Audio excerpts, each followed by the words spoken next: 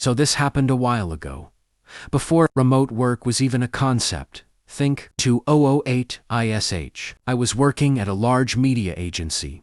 And for anyone who knows agency work, we typically work around our client's schedule, or at least as best as possible. We were based in NYC, but had CA clients, so it was pretty standard that we'd get in at 10 a.m. and leave 7-8 p.m.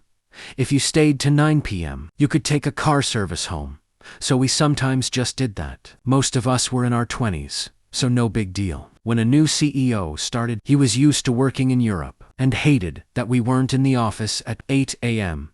and forced a company policy that we had to be in the office from 8 a.m. to 5 p.m. We of course followed the rules, because who wouldn't want to leave at 5?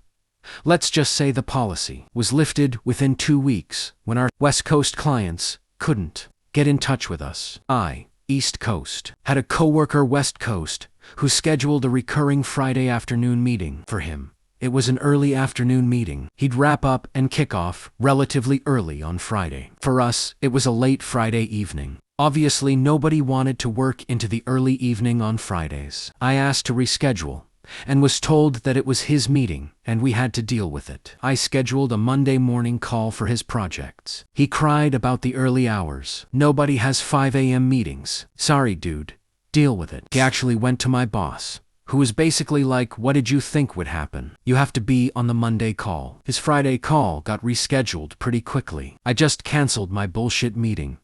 I had something kinda similar. I, East Coast US, had some coworkers in London, and a guy from my office wanted to schedule a recurring team meeting on a Friday afternoon. I pointed out the immediate problem, that it was going to be around 9 to 10 p.m. for them, and that wasn't a great idea. He was insistent that it would be fine. I had to go over his head to get his boss to tell him to cut that shit out. Not sure if the London guys ever knew any of this was happening. I got it stopped before the first one was even booked.